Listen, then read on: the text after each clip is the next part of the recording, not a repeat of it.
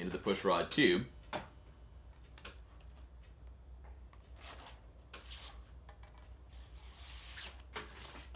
And then thread the control arm into the Z-bend. There's only two ways it can go. That's the wrong way. There. We'll insert the control horn, glue it in.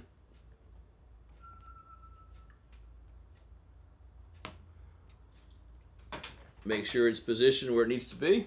Put the hole of the control horn in line with the center point of the rudder hinge. Little accelerator, and it's in.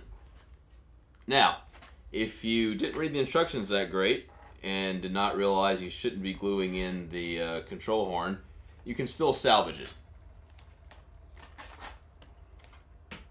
All you have to do is thread it in kind of crossways. You may have to do a little foam bending. EPP is pretty flexible. Get it in like that. And very carefully, try to show you a little bit better. Very carefully insert push rod into the tube, feed it in. You want to be very sure you don't kink the push rod. But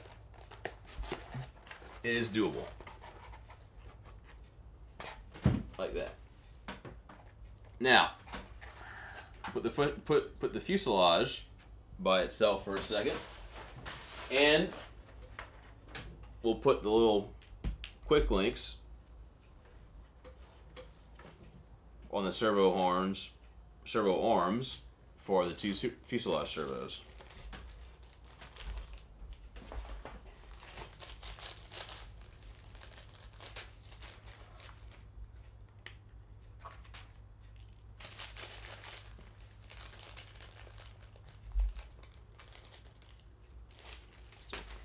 Here. Fuselage is pretty narrow. I'm using the small arms that come with the HS55. You can cut some of the arms that you don't need off, or you could just keep them all on. Doesn't really bother the airplane.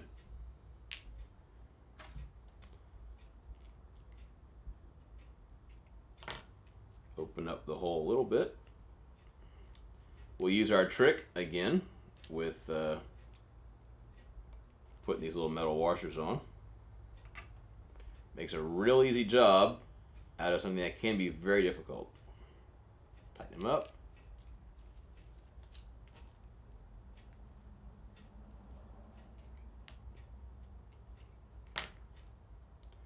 Open up the hole a bit.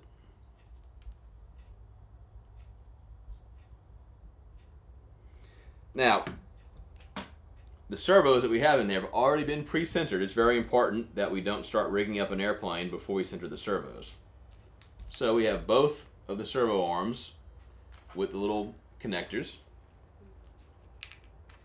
We'll go ahead and get one of the push rods and try to get it in. Might even take a pair of hemostats to get it off the fuselage wall.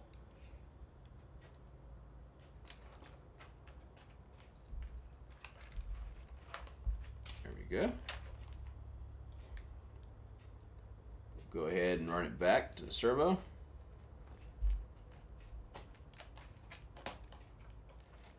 Make sure the servo arm is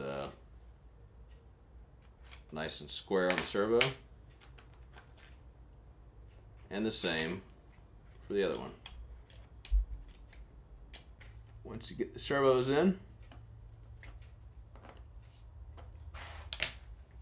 go ahead and make sure the control surfaces are straight. We'll screw it down.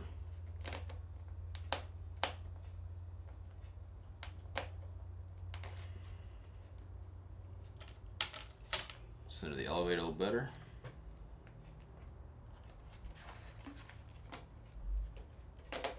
And then, of course, it's very important to secure the servo's control wheel, or control arm in this case, with the little screw. They can and will come off in flight if the little screw is not securing the servo arm. All the Hacker planes, the landing gear is pretty much the same. You've got some wheels, the wire, the gear leg covers, the wheel pants, and some tubing. You'll actually have 2 pieces of tubing. I've already cut them in half here. We'll take a piece of tubing, slip it on the axle, put the wheel on, and the other piece of tubing on. I secure it with a drop of CA. Very careful with the CA. A little too much, and your wheels won't roll.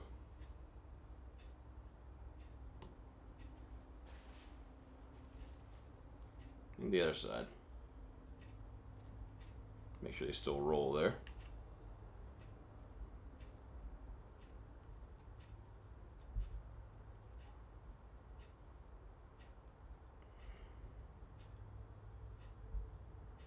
And you can hit it with some accelerator.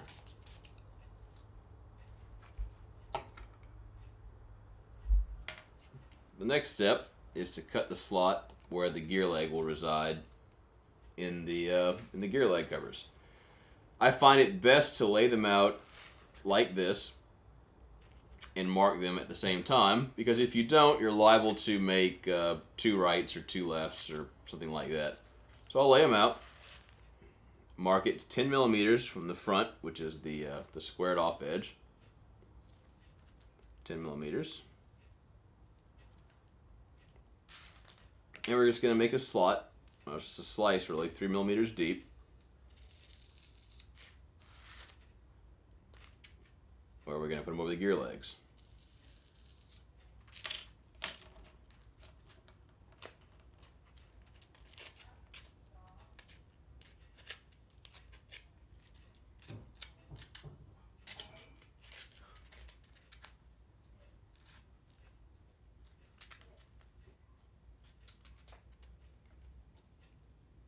A little glue. A little accelerator. Hold it closed if you like. Go around the other side. Okay. Next thing is to insert or put on the wheel pants. If you try to put them on just as they are, the gear leg covers will interfere with them. So you'll need to cut them square on both sides, and you'll also need to cut the top square here so it'll fit flush against the fuselage.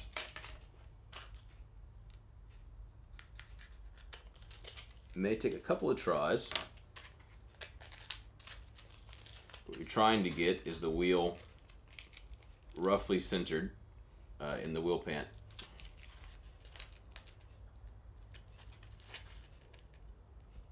We'll glue it on. Try to make it square to the rest of the gear leg.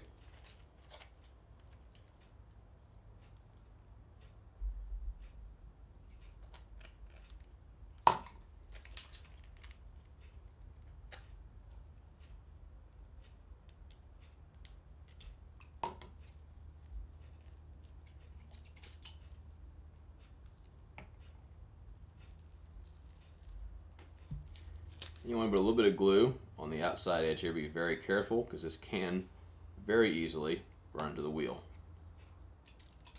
like it has here. It's pretty easy to break the wheel free.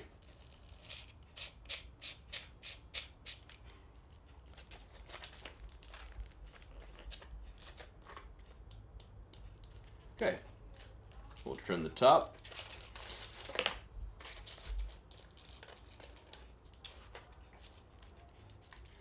We'll go ahead and just trim up the other side. No matter how careful you're going to be, you're going to end up running your knife blade across that gear wire, and it's pretty much going to dull it to the point where it's not going to work very well.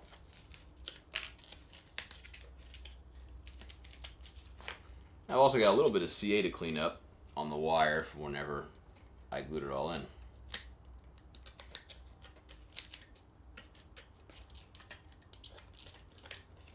Alright, if you really want, you can round off the gear with a little cutting and some sandpaper, give it a little more streamlined look.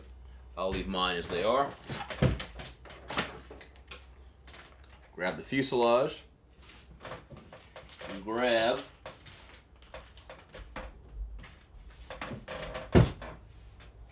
the two number 24s, is these little tubes. Those are going to be our wing mounting tubes. One will go through the slot with the hole we drilled in the back. One will go through this hole that's already been pre-cut in the front. We'll go ahead and insert the gear into their slot. We have to squeeze them a bit to get them to slide in. That's good, that means they'll stay in for you. Okay, I'm using a 2-cell 1000 milliamp hour LiPo. Fits right in the slot there, all the way in. The lead will come underneath the gear and we'll hook it up to the speed control whenever we're ready. We'll go ahead and hook up the radio. Depending on your brand, will depend on what channel goes into what. You should consult your radio's manual. I'll set it up because I know where mine needs. Rudder.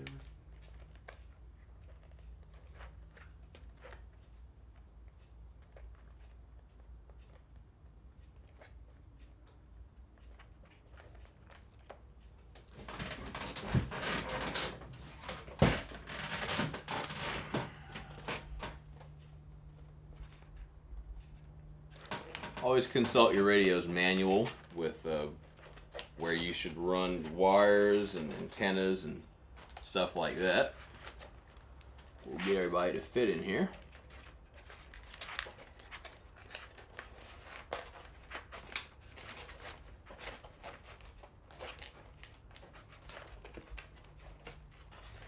Now, mine won't fit, so with the foam it's pretty easy. Just to cut, essentially my receiver's not fitting all the way in. Cut a little spot for it to kind of angle down into. Get all the wires packed in. I'm gonna leave my antenna coming out the bottom, or even better at the top.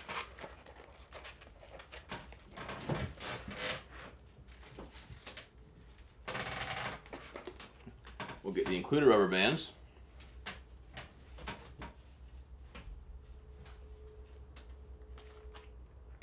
We'll run them from tie down underneath aileron push rod, actually from the tie down underneath the opposite one, and to the front. And the same on the other side. Now the wing's still pretty crooked. We'll get that straightened out as soon as we get some rubber bands on it.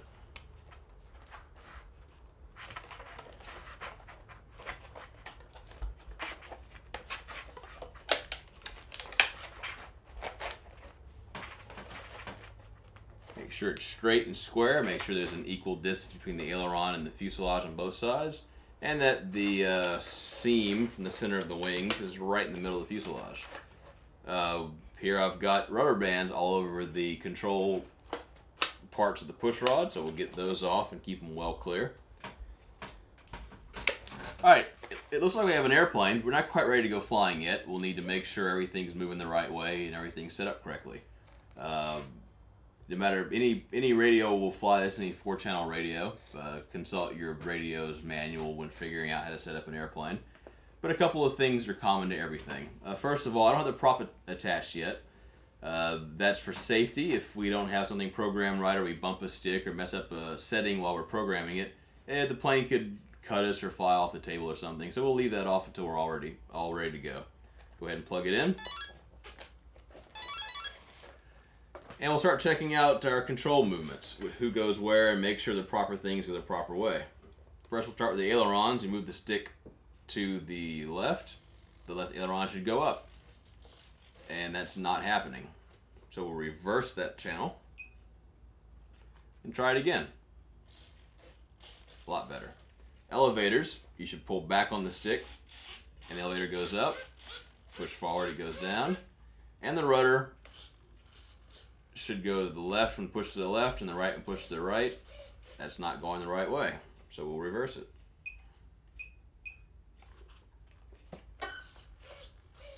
You can see I just bumped the stick a little and the motor came on. If we had a prop, there's a chance it could have started spinning. After we get things moving in the right direction, we have to make sure they're moving enough, or not too much, just right. Hacker recommends on the elevators, plus or minus 6 millimeters. We measured this from the trailing edge. You won't be able to really see this, or maybe you will. Move the stick back, and I just use, you can use the top or the bottom or the middle, so as long as you use the longest portion of the control. Pull it back. I'm showing about 10 millimeters. Try it again. Even better if you have it on a supported surface.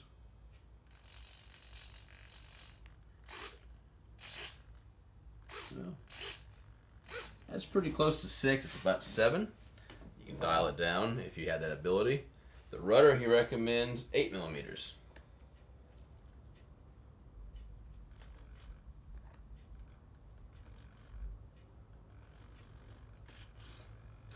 And we're right on that measurement. And the next thing to do will be attach the propeller.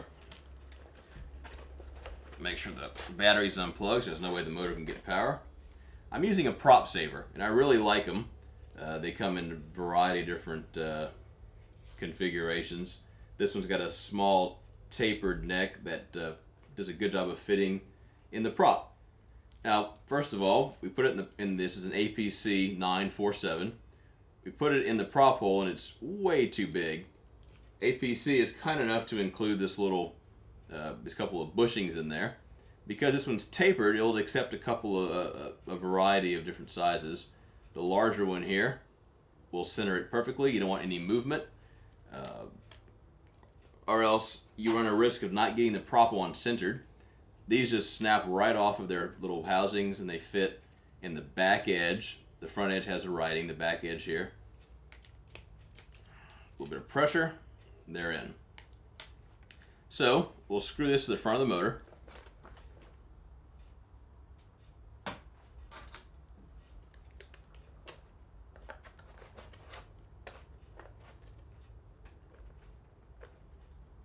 Good and tight. And we'll attach the propeller. And attach the propeller to one of these. Put the prop on. Then you loop the rubber band over 1/2. Stretch it out around to the other part of the screw. There it is. Now, right before you go flying, the most important part is balance. Hacker recommends the balance point be 60 millimeters after the leading edge. So we'll measure from the leading edge back 60 millimeters. Not surprisingly, it falls right on the forward portion of the main spar. You'll find that's pretty common. The main spar is usually about where the CG should be. The center of gravity is important. It will determine, among other things, how stable the plane is. If your center of gravity falls behind that, the plane can become very unstable. So, pretty much, we just put our fingertips with the plane all ready to fly on the spar and let the plane hang. This one's hanging just right. It's level. If it were to be nose down, so we add a little bit of weight to the tail. You do not want the plane to look like this, or really nose heavy and hanging low. Slightly nose low is okay. This is perfect. So we don't need to make any adjustments. Just plug it in and go fly. Well, thanks for watching our construction of the Hacker Super Decathlon. It's a pretty quick build with taping and takes and redos. It's taken about 2 hours. So you should be able to get it done in an hour and a half or so. So take it out and do some flying.